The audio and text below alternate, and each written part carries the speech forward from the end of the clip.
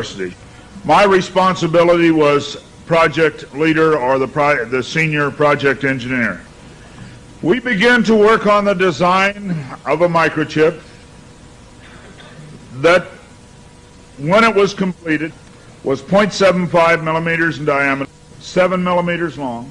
It was the size of 1/4 of a grain of rice. Again, I want to say that I was not a Christian, and there were no Christians there. They said they wanted this to have a power source and be able to emit a signal. And they told us they wanted us to use lithium as a battery source. Lithium's used in watch batteries, it's used in heart pacemaker batteries, it's used in a lot of places. I designed into this microchip a little charging circuit that would charge that battery. This sounds like a lot of technical things coming together, but if you'll bear with me 1 minute, you'll see what God has laid out about this microchip. When we discovered that we needed to be able to charge that battery, I needed a temperature change, a change in temperature, to cause current to flow through that little charging circuit that would charge the battery. So we began to investigate and find out where in the body does the temperature change the most rapidly.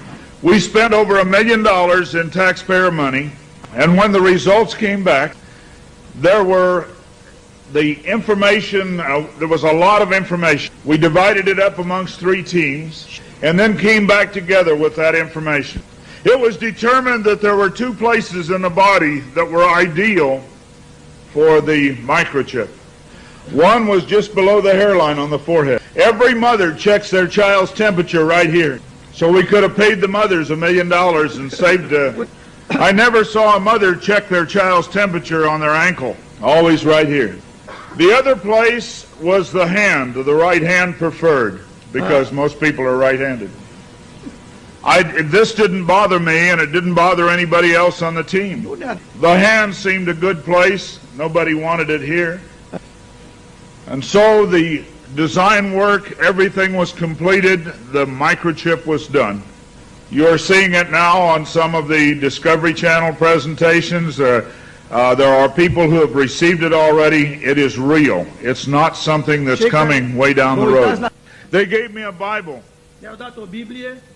They told me not to read the book of Revelation. They said the book of Revelation is too hard to understand. So I waited, and I didn't read the book of Revelation for quite some time. Then one day I came to Revelation 13, verse 16. And he caused us all, both small and great, rich and poor, free and bond, to receive a mark in their right hand or in their forehead. I didn't like what I saw. I went back and looked up the word mark. I went to the Strong's Concordance, and I found that John had used 3 words for the word mark. Charagma, charicature, and charax. That was from the Greek. I looked at those words. They talked about a scratch or an etching. They talked about a lot of things. And I said, God, this isn't it. We didn't do it. He said, go to the word for 666. The word is chixastigma. In the Greek, it says to go to 4742 as a cross. The last half of the word chixastigma. And when I looked at what it says stizo, i.e. to stick, to prick, a mark incised or punched into for recognition of ownership. I thought about the little injection tool. The end of it is called an incisor. I began to weep and I began to cry, and I said, oh God, what have we done? I couldn't believe that this lined up with what we had developed. And I began to run from God. I didn't run away from the church, I ran into the church. I tried to do as many things as I could to atone for this. But I want to tell you something, as God is my witness here tonight, this got in the way. Money got in the way. I had beautiful homes overlooking the lake. I had all the things that I wanted. And I ran because of the money. My ability to go and get $250,000 in research money took me away from telling the message. I ran for many years. What I want to tell you is that this is real. The microchip implant is real. Credit cards are failing. They can be counterfeited. The new smart card can be counterfeited.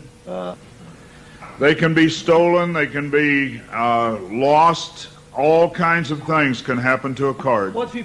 But you cannot lose your hand. Very quickly they're going to move to this being in the hand. And I tell you, as a Christian, you cannot take this. No matter what anybody says, God's Word says you cannot take it. No matter what they try to talk you into, God's Word says don't take it. In Revelation 14, verse 9, and the third angel followed them, saying with a loud voice, if any man worship the beast in his image, and receive his mark in his forehead or in his hand, the same shall drink of the wine of the wrath of God, which is poured out without mixture into the cup of his indignation, and he shall be tormented with fire and brimstone in the presence of the holy angels and in the presence of the Lamb. And the smoke of their torment ascendeth up forever and ever, and they have no rest day nor night, who worship the beast in his image, and whosoever receiveth the mark of his name. Here is the patience of the saints. Here are they that keep the commandments of God and the faith of Jesus. It's very simple. God's Word says do not take it. Today there have been over 15,000 babies that have been given the positive identification, the microchip. Many companies are using the microchip as identification in their top-level employees.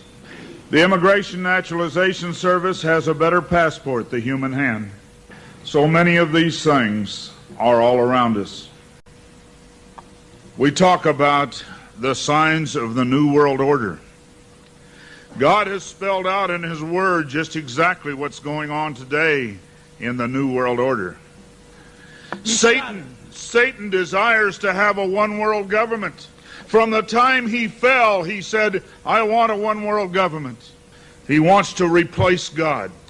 And so we see a government put together by men, a one-world government.